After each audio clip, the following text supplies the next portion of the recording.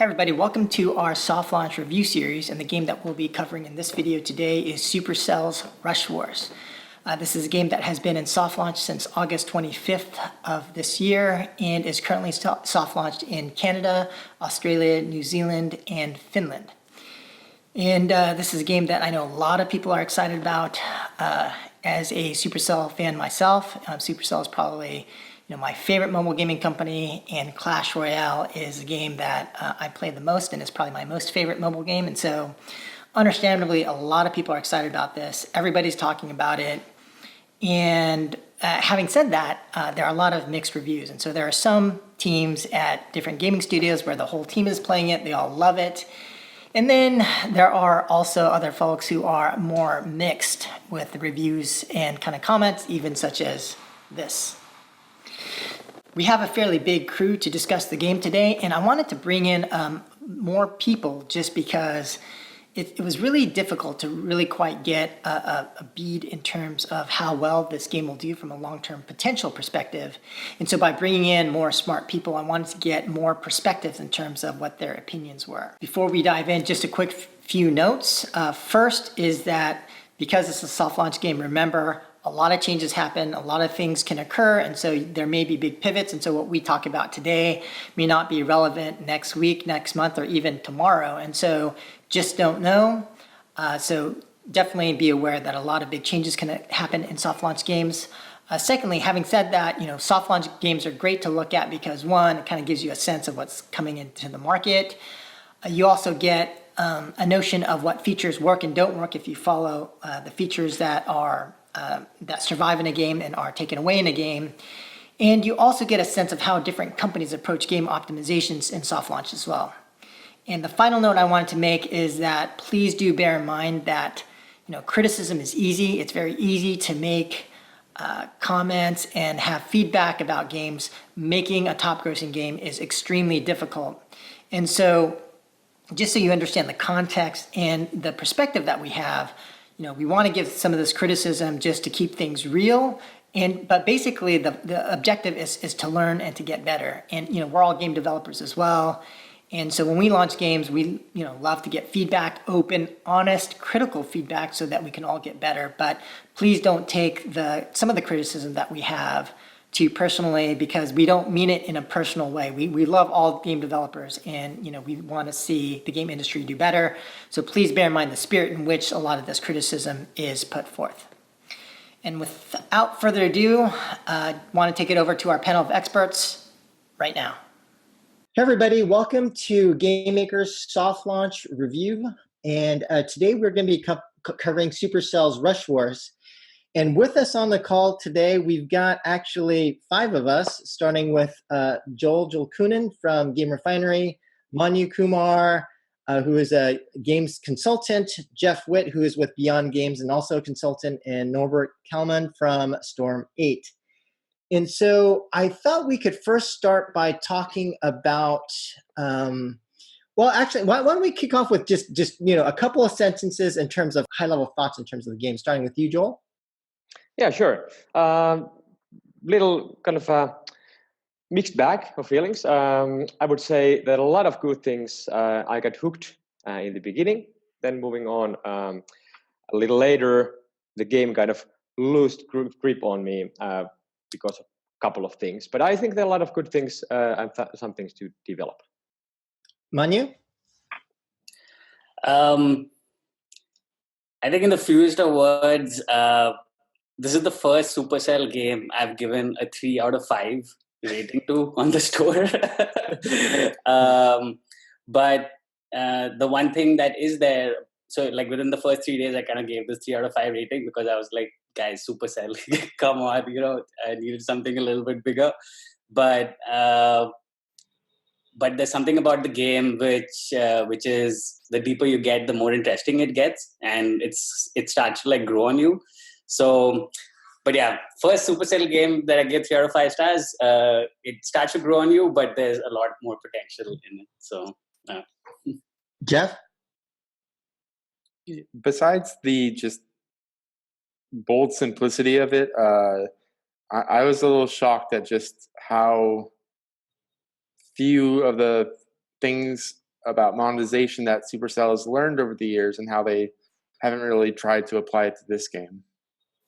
Okay. And then Norbert? Yeah, I was surprised that it was a very safe bet coming from Supercell. It just feels like a rehash of a lot of the earlier games. But I think it's very solid. The production values are great. It's fun to play. My main concern is about is it going to have the broad appeal that Supercell fans basically would like and expect from a new Supercell game. Right. And my own take is kind of similar to yours, Manu. I when I first played it, I hated it. And then the more I played it, it kind of grew on me a little bit. And so I think it's, and then it gets more interesting with team domination and things like later in the game. So I'm also mixed, but, slightly positive, I would say. And so just kind of talking in terms of just kind of looking at the data that we know about the game, I wanted to first talk about the audience, because the most likely audience for the game will be, those players from Boom Beach and from Clash of Clans, where it kind of seems like, Supercell's kind of taken some of the elements from those games and kind of stripped it down in terms of the core gameplay. And we see that the audience is largely male for Boom Beach, 88% men on a global basis, 67% men on Clash of Clans. And we're seeing that, a big chunk of the audience is between sort of that 18 to 35 range. When we look at page likes, we can see that a lot of those players that do play Boom Beach and Clash of Clans do seem to like strategy games like strategy and micro-based games like League of Legends. It's also probably good news that a lot of the players of Boom Beach also like catch-up, hyper-casual, since the game has some resonance with hyper-casual games, in my opinion. And then, we also see that these players also seem to like competitive games. And so it does seem like there's probably a good audience fit, at least in my perspective, from the Boom Beach and Clash of Clans players to this game. And Manu, I know you wanted to speak a little bit about the Rush Wars keywords. Yeah, so I think looking at the keywords of Rush Wars helps put a further magnifying glass on what kind of audience they're actually going for. And when you look at the keywords, it's quite clear, 70% of all the keywords, I think there were about between 20 and 25 on Sensor Tower. About 70% of them are all targeted towards this mid-core audience and the Supercell portfolio. So, for the mid-core audience, there are keywords like SWAT and Doom, and quite interestingly, going for Warcraft and Warhammer. So this was one portion of it, and obviously there's a Supercell portfolio keywords like Clash and Royale and Boom and Beach, etc. So and Brawl and Stars, I guess. So 70% is kind of explained. They're definitely going for this clear mid-core audience focus, and also probably looking at which game in their portfolio has a great overlap. But on the other side, there's this 30% of just pure randomness that's happening in some of the keywords. I'm not really sure what is actually there, but one keyword was, and there are a few of these, kick, and I'm not sure which part of the game is even related to kicking, but they have this keyword kick, and you can see they're ranking number 8 on it, and the first 7 results are, I think, all hyper casual games, except for probably the first one. I don't know what the first app is, but and then there's some other random things like beach body, and there's another one bum, and I don't know what exactly they're doing over there, but it was pretty interesting to see some of these words. But yeah, still kind of trying to figure out what's happening in this other 30%. Are they looking at completely different audiences? is there even a sign of they testing hyper casual audiences on this game? Because one of the first impressions of a lot of people with this game is that the gameplay could be a little bit more casual compared to some of the other Supercell titles. But yeah, there's this 30% question mark, but 70% is definitely focused on the mid-core audience. Yeah, and given that they're kind of ranking for Warcraft and Warhammer, wondering if the military theming versus the fantasy theming, like which would have done better. But I mean, certainly from a competitive cannibalization perspective, military is probably better. But anyway, just kind of a question as I saw that. But exactly, yeah. Okay, cool. And then in terms of revenue analysis, just basically, and this is very speculative data, but just using Sensor Tower, I looked at revenue per download from launch after 2 weeks. And so it's hard to really make any definitive conclusions about anything. But one of the things we can see here is that certainly from a comparative perspective, when we look at other games like Boom Beach, Clash of Clans, and Clash Royales, the revenue per download for Rush Wars is certainly lower than those other games. Now, please keep in mind that this is still early, but it would tend to indicate that maybe the game isn't as strong as some of those other games. But again, very very speculative. And Manu, did you? So I think it's I guess everything that everything analysis related that I would say on this call has to be prefaced by the statement that this is a beta at the end of the day.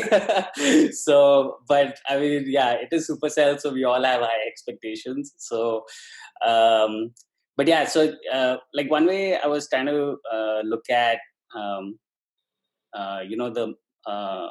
probably the staying power of this product and the actual market potential, and probably even a little bit of how much the audience actually likes it is this graph of the ranking, the grossing ranks of this game. I have to call out that in terms of download volumes, this launch was nowhere close to Brawl Stars. I think Brawl Stars had, at least according to Sensor Tower, Brawl Stars had like 4 times the install volume on day one. I think an interesting thing I've seen is that they're actually encouraging players to download the game from countries that are not part of the soft launch territory. Like they actually have Rush Wars has a video, basically how to download the game if you're on Android, like from, for example, in the US. So it could actually drive more installs than, and some of those might not be able to monetize because you potentially can't pay through the Canadian App Store if you're not actually a Canadian user. No, that's true. Yeah, it is harder. Yeah. I mean, I've got a bunch of Canadian gift cards. Yeah. It's hard to do without. Yeah, so that's actually true. So coming back to the graph, so this one only looks at what's happening in Canada and specifically to the iPhone. And the first graph is just a straight, first 14 days comparison of top grossing ranks for Rush Wars versus what happened with Clash Royale and what happened with Brawl Stars.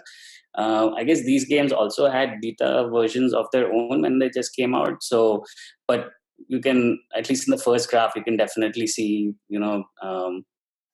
as soon as they came out, they started low, as most games would, and then immediately shot to the top.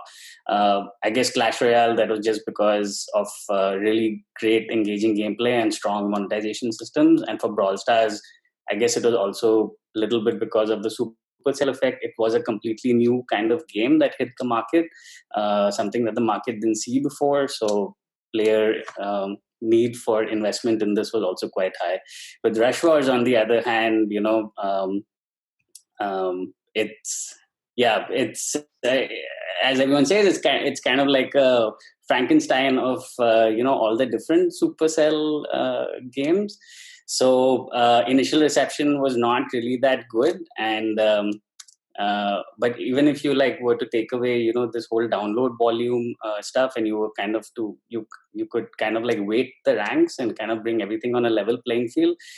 The trend is quite clear that it's going, the ranking graph is going down, and there is a clear monetization problem in the game. And at least according to me, it feels like it's a function of two things. One is just a generally shallow strategic gameplay layer for this mid-core audience focus. And second is the key monetization system that they have, which is the pre-roll gacha in the shop. But yeah, we could probably like get deeper into that later. Yeah, let's dive in. So I wanted to now like talk about the gameplay, and I can go ahead and kick it off. But for me, I think as I mentioned at the outset, I personally am not a huge fan of the gameplay. I think there's an audience for it, but I think I'm also biased because I'm a huge Clash Royale fan, and I like that. You know, I'm a much better fan of that kind of strategic element in terms of the cards and the micro and being able to control your actions and see how your strategy impact your actions. And so for me, like when you do the initial placement of your units, and there is some micro in terms of, you know, whether you rage or invisibility, or, you know, there's the boosts and stuff like that. But for me, it doesn't seem as if the ultimate outcome of the battles, you know, and from the strategy to the ultimate outcome is as tied as it is in, like, you know, whether it's Brawl Stars where you're directly controlling the person, or in Clash Royale. And I think that tie between your strategy and your actions to the outcome for me is a little bit looser in this game, which to me is what I didn't like about it, at least in the beginning. And I think they're gonna they have the ability to improve and make that better. But I also do think that, you know, the you know, additional modes that you unlock later, like Team Domination, seems to be pretty good, and that part seems a little bit more strategic than, you know, just like the typical gameplay. I don't know, Joel, what do you think? Yeah, I kind of agree. So we've been talking about this game being kind of a Frankenstein of the previous Supercell games, and with me, the Rush Wars, the gameplay, the biggest thing, kind of I would say obstacle for me to start enjoying or being hooked to the game in the same level that I was hooked in Clash Royale, is that in Rush Wars it's asynchronous PvP, and it of course takes a lot of the tactical and strategical elements out of the core gameplay, and it also kind of makes the game maybe more casual, easier to approach, which can be also a very good thing.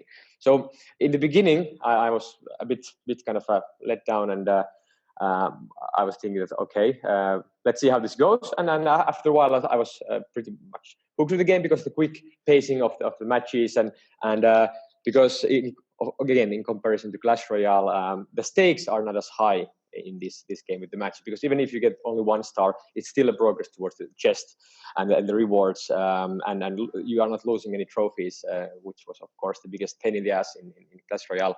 But on the other hand, that was what kept me hooked in Clash Royale for a longer period of time. So after a while, after I had played some dominations, and I had my commander units on the field, I started to kind of feel that the gameplay is a bit too repetitive for me, and because of the lack of the depth in the tactical dimension of the core gameplay. So Joel, based on what you're saying, it almost sounds like the way you're describing the game almost makes it seem like more of as much of like a progression based, you know, maybe even like you know, a progression sim or idle progression type of game relative to, it's kind of like, you know, it's not just a strategy game. It could be also viewed as a different kind of game. Is that? Yeah. That's a good way to put it. And that's actually because after a while I realized how I should kind of attune myself with the game. That's when I started to like it. I realized, okay, let's stop comparing this to Clash Royale too much. It's really quick paced. I come back and do some matches. And then go on with my life. Not so much skin in the game as with Clash Royale matches, as said. But that's I said that this can be a good thing or a bad thing depending on what kind of audience the Supercell is after. So me as a kind of more mid-core-ish player, I found myself after a while, week or 2 weeks after the gameplay, I felt myself kind of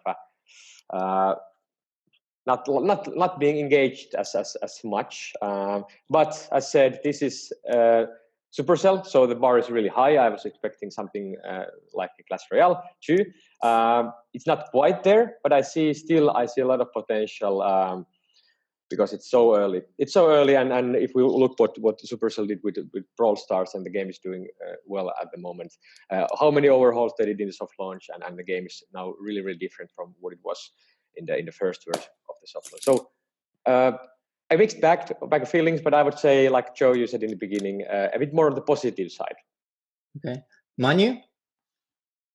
I think so. Yeah, in terms of my first few days of gameplay, it was definitely I was expecting something more for sure, but I, like Joel, I also started to kind of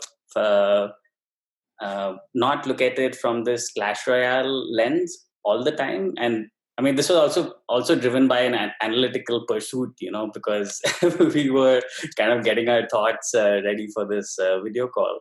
But I mean, players are not going to be doing it like that. They would definitely have Clash Royale in mind. The stakes of the battle in their mind, how exciting, how nail biting those battles are, and then they come into Rush Wars, and then it's all that stuff is not really there. And then so for me, like the initial days of gameplay were like pretty unsatisfying, I would say. But the deeper I got into the game, the more it grew on me, and there were like two features that I really liked a lot in the game. One was the defense stars. So while attacking is there are some weaknesses to the whole attacking mechanic in terms of you can kind of like just stick with one troop selection for like, I don't know, 100, 200 battles, and you're just, blowing through your trophy road at that time. But the defense portion of the game can also be a very significant source of stars if you know how to like place those units in the best possible way. And there are so many like YouTube videos with these influencers who are just like showing off how well they understand the defense. And one of the biggest vanity metrics, at least I'm seeing on YouTube, is if your defense stars are like kind of double or triple of your attack stars. So that's like it's a huge vanity thing. And then so what actually then contributes to getting a lot of defense stars? Then you have to like really understand, okay, how is how is the map layout actually set up?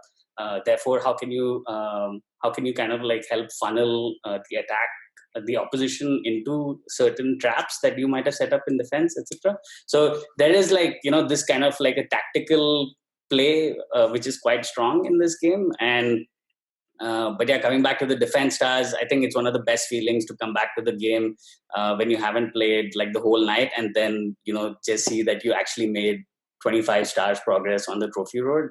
It's a pretty strong feeling, and that combined with the free boxes that are available.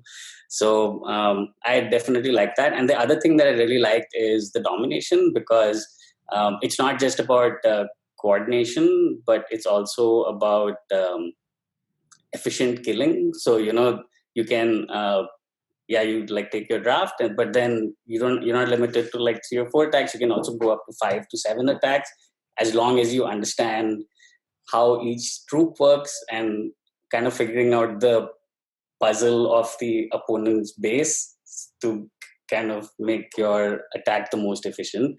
So at least from the player side, the efficient killing aspect is a pretty interesting thing, and to kind of make the player feel smart and also pretty rewarded at the end of it.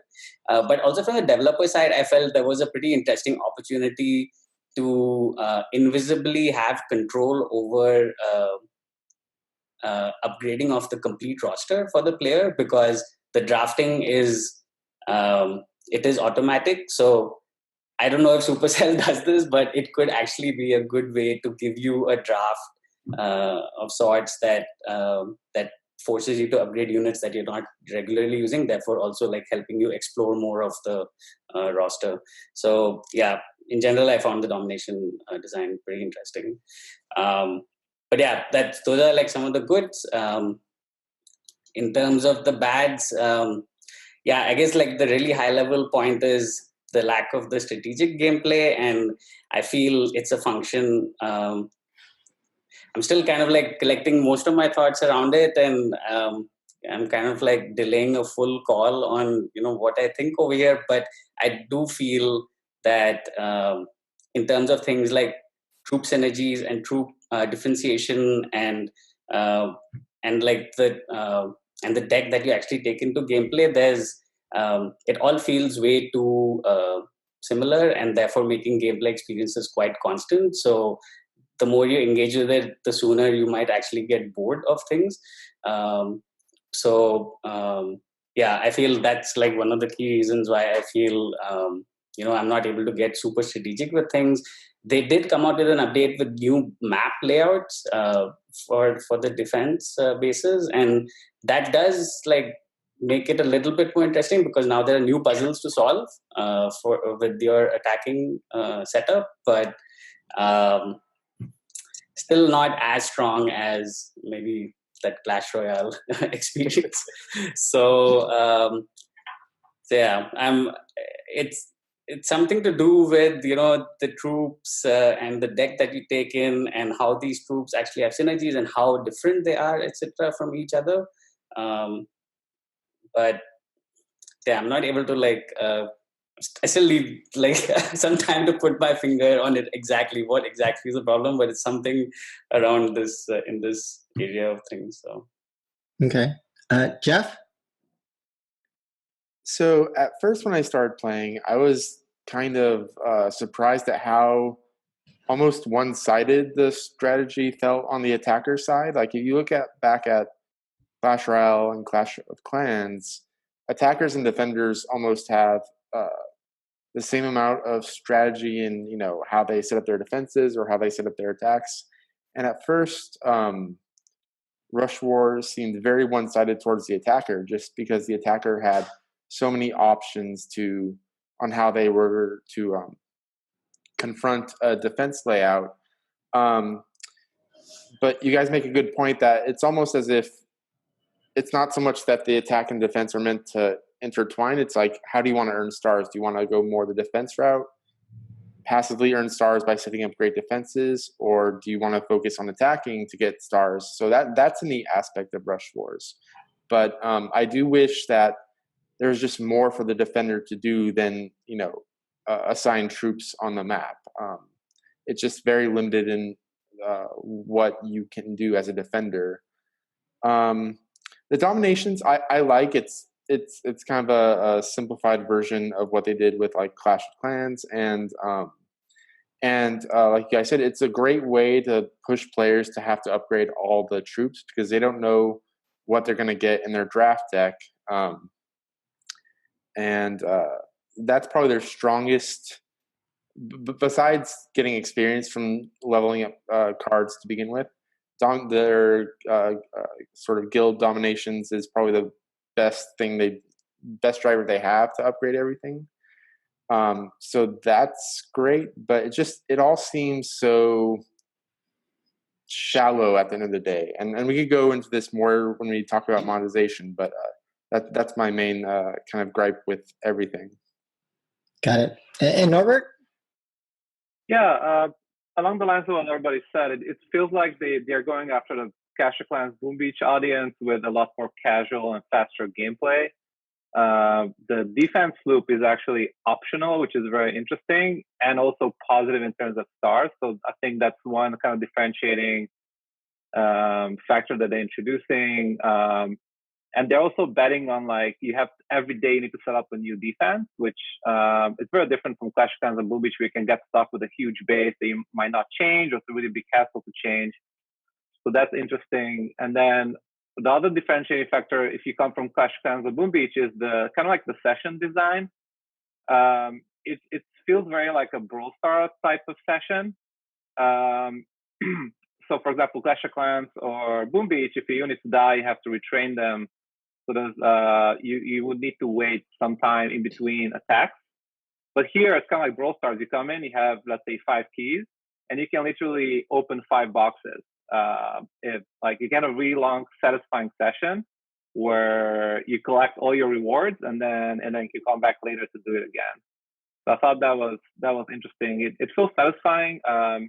But yeah, for me personally, after playing the game for about a week, I felt like I was kind of repeating the same troops, the same troop structure. So it kind of felt a little bit repetitive. And the biggest thing that bothered me actually was the cost of the headquarter, the so-called town hall mechanic upgrades. I got stuck I needed 5,000 gold for the chopper and for the headquarter. I was like, oh my god, this is gonna take way too long. So I kind of dropped out because I just didn't find the grinding as interesting. Got it. Okay, and so maybe shifting our discussion now from gameplay to the systems design. And I can go ahead and start. I don't have too much to say here because I didn't study as well as I should have. But for me, it all seemed pretty standard. It seems like I didn't see a lot of true innovation, unlike Clash Royale, for example. But for me, it seems like assuming that the gameplay delivers, that there'll be enough monetization there to make it work. But those are just my very simple high-level thoughts. But maybe kicking it over to you, Joel. What do you think? Yeah. I would say not too much innovation on that side, but I don't know if that is needed. So very, very similar kind of stuff that, for example, in Clash Royale and other Supercell games. What I noticed, I didn't notice it at first, but what was quite interesting, again comparing to Clash Royale. If you think about the chest of gacha pools that you have available for you, in Clash Royale, they of course were tied to your kind of your arena rank. So on your trophies. So the more trophies you get, then you expand your gacha pool. Basically, you get new characters that or cards that you can get. But in this game, it was tied to your headquarters.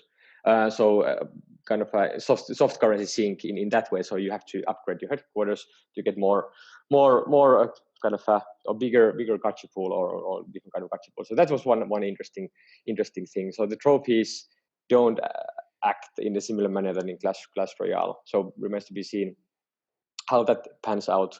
But I'd say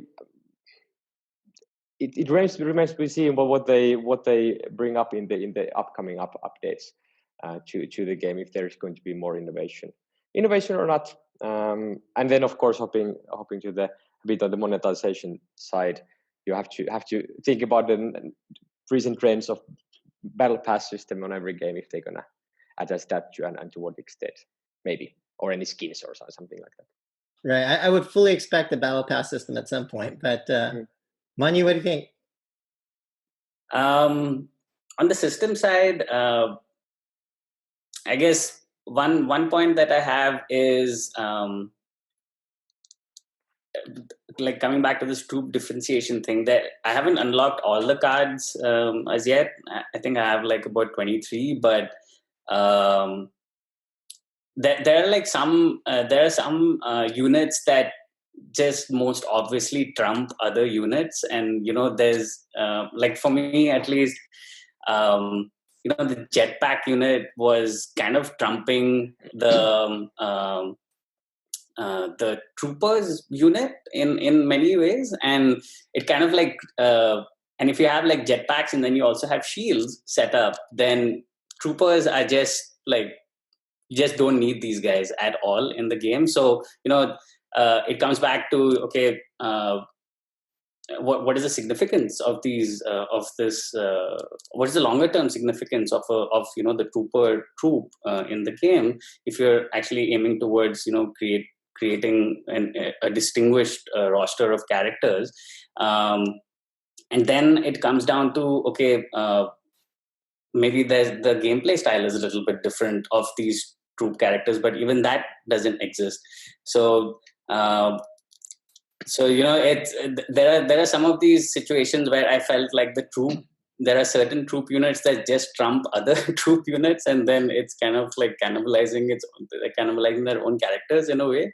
So this was like one of the negative points that I felt in the systems. And then, but then on the monetization side, the pre-roll gacha feels like,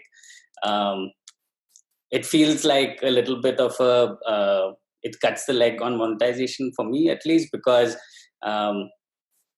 so you're going for the mid-core audience, which wants a strategic gameplay, but the strategic gameplay layer is low, and therefore the number of troops that you then take into battle, or the frequency at which you vary the troops that you take into battle is super low. So you're pretty much taking the same troops, and then when you have a pre-roll gacha over there, you're just not making the purchases for the card that you don't want. So it's it doesn't make sense. And I don't know, like I don't want to say Supercell doesn't make sense, because it would I would never have imagined I would say something like that, but this system just does not make sense with the way the game is set up right now. So like Joel said, we have to see what comes up. This is still a beta at the end of the day. I mean, maybe their goals of this beta are completely different from what we are analyzing at the moment. So, so yeah, we just have to wait and see. But these are like two clear weaknesses that I saw in the game right now. What do you think, Jeff? I just, again, coming back to the shallowness, they have gold sinks in terms of, troop upgrades, defense upgrades, and the two building upgrades. But, when you're thinking of like comparing it to Clash of Clans or Boom Beach, it just, the sinks just aren't there. Like, yes, you can grind for the 5,000 gold or whatever. You could also just make one $20 or $50 purchase, and that's probably going to hold you for a good month, 2 months. Like, at some point, like, if a whale comes into the game and they're willing to pay to get every upgrade and stuff like that, their money is going to go a long way, and that's fine for a high DAU game, which Supercell games are always going to be high DAU. But if this were any other developer, like, they would have a serious problem on their hands. And just the fact that Rush Wars kind of like completely eliminated like the chest timer stuff from Clash Royale just almost boggles me. And look, I'm a big fan of bundles. Like Joseph, I tend to push bundles on a lot of games, but it's mainly games with a lot of depth. I think bundles as a monetization tool are great drivers for monetization in a game that has a lot of depth, has a lot of runway, and Rush Wars just doesn't have it. So like,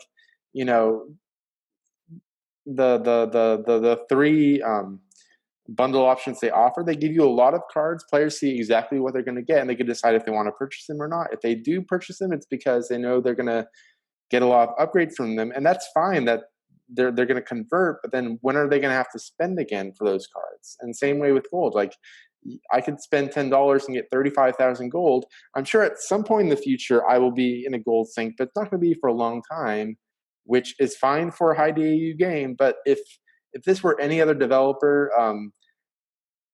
I would be really worried about their monetization capabilities.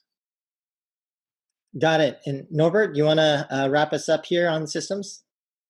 Yeah, I tend to agree that Rush Wars doesn't have the monetization depth that Clash of Clans or Boom Beach has. I think it potentially could have more than, let's say, Brawl Stars.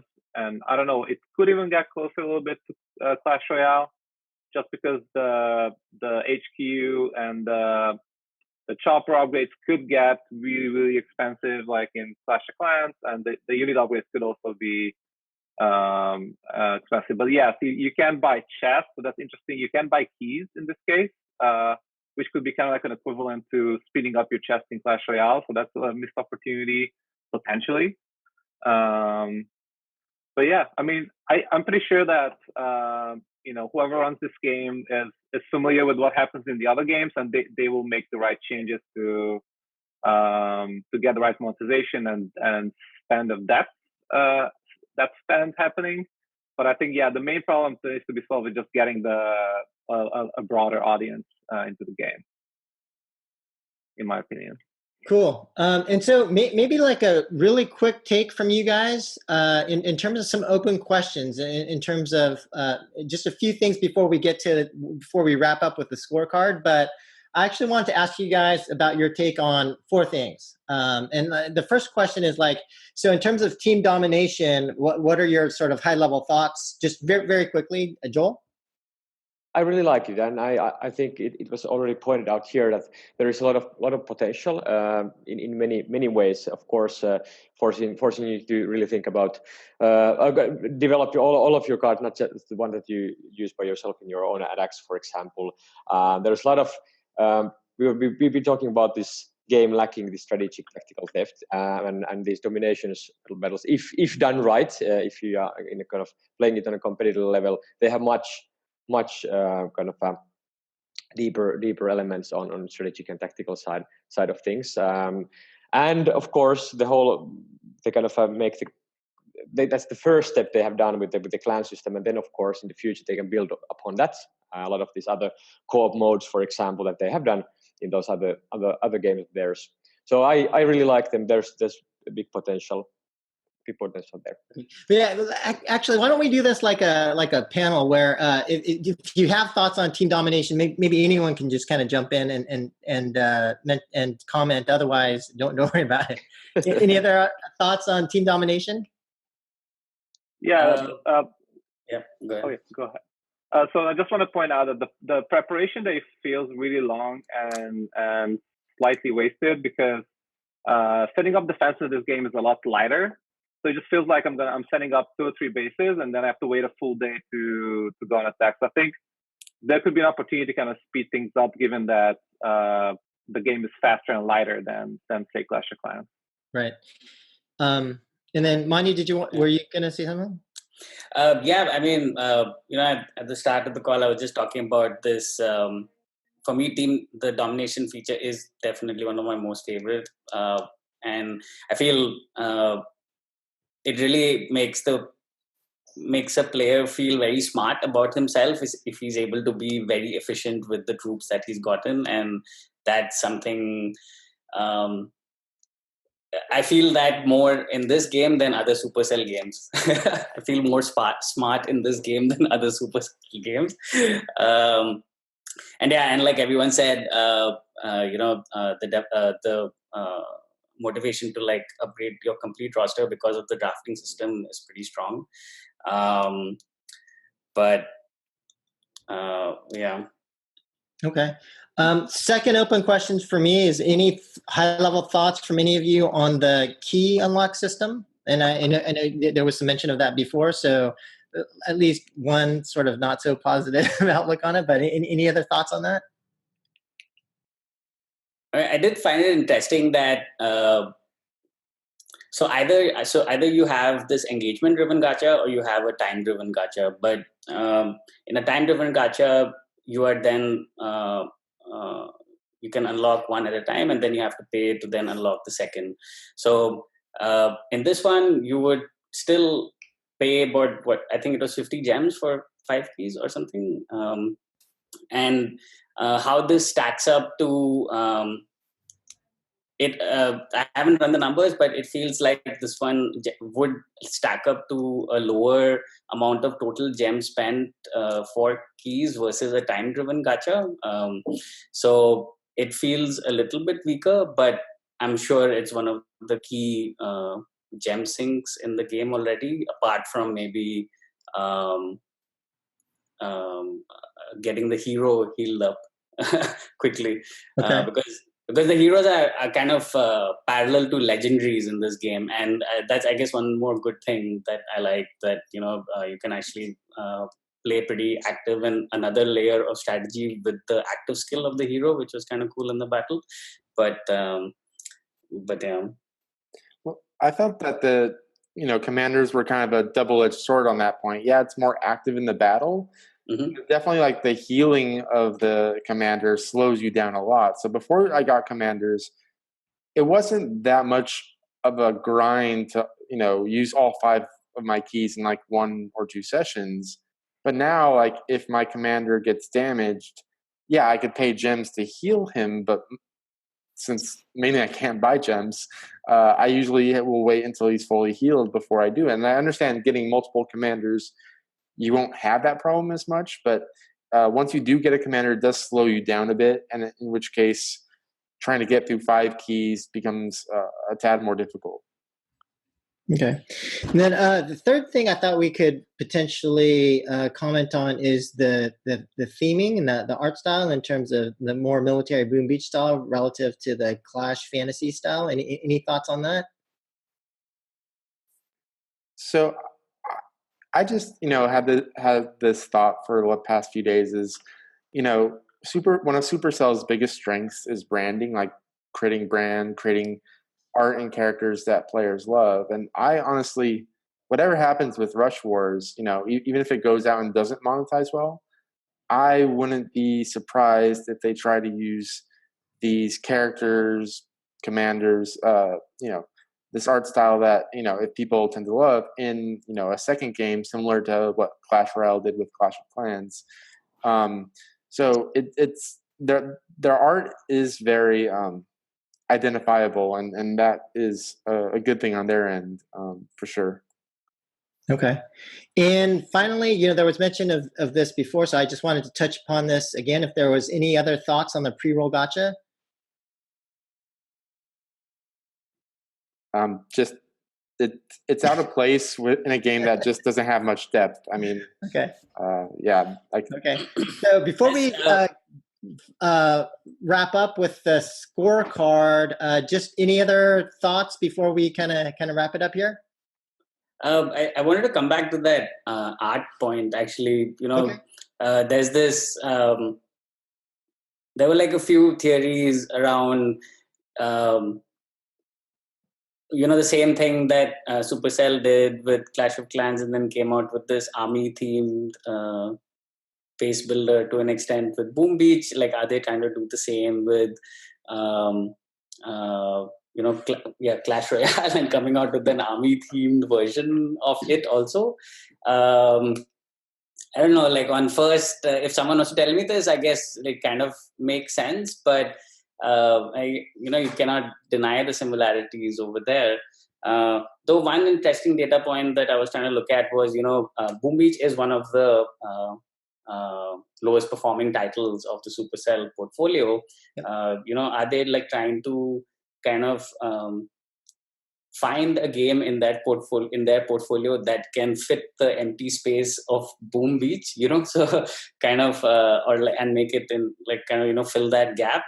And so I was looking at the revenue graph, like when the game actually came out, was there actually a significant dip to the Boom Beach revenue graph? And I don't know if maybe it's a volume issue at the moment, but it didn't really seem like there was a major dip. So I just wanted to like call it out that, the download volumes are relatively comparable, but obviously the DAU volumes are not comparable. But it didn't seem like any kind of download dip either that occurred when Rush Wars came out. Boom Beach was not really affected, so it was just an interesting point, I guess, to call out.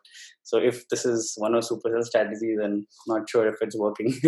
I think that's an interesting way to think about it, though, because just look at MZ with fantasy, Game of War, Mobile Strike, military.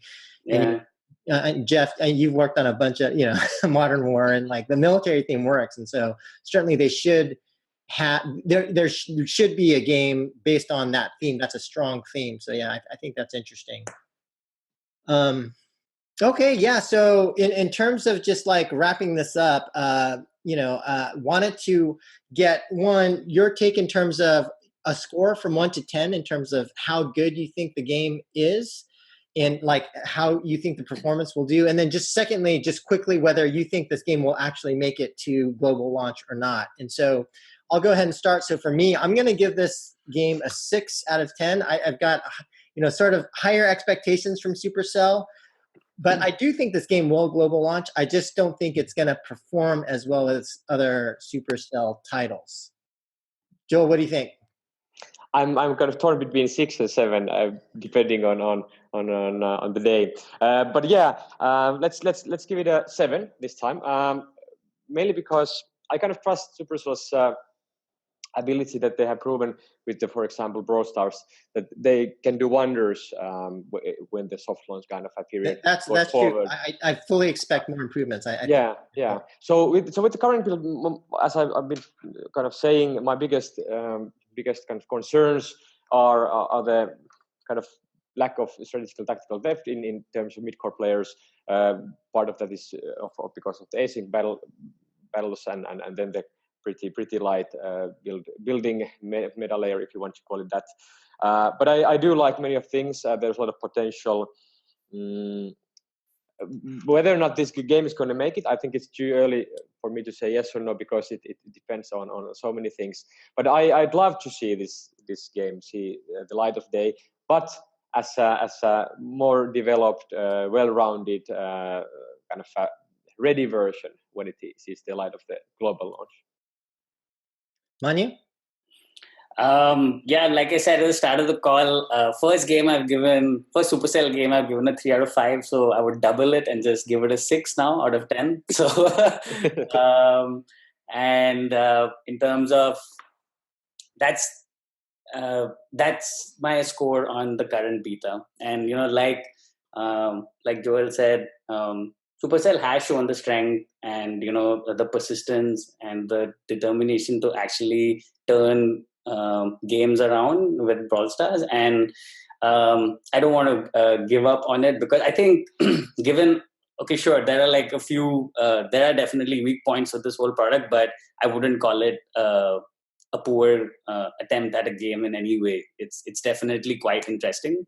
So my gut says it is going to get to a worldwide launch, but yeah, it is still the beta, so it remains to be seen. All right, Jeff? So I'm gonna cheat a little bit and give 2 scores.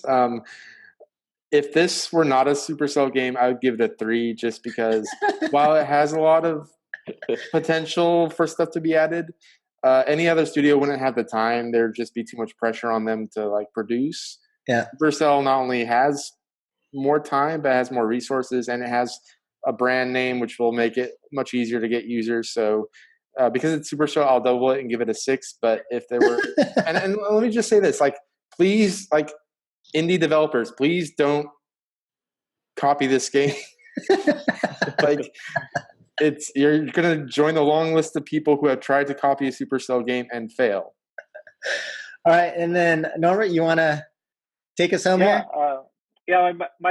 The current version that we're playing right now, I would probably give it a 5, but I think ultimately I give it a rank of 7, because I know that a lot of improvements will come, and it's also super early to really have a strong opinion of where it's going to go. But I think it's going to go global eventually, and I'm pretty sure that they've done their homework on their audience and who they're going after, and they probably have strong signals, to launch this game. So I think it's definitely going to go global.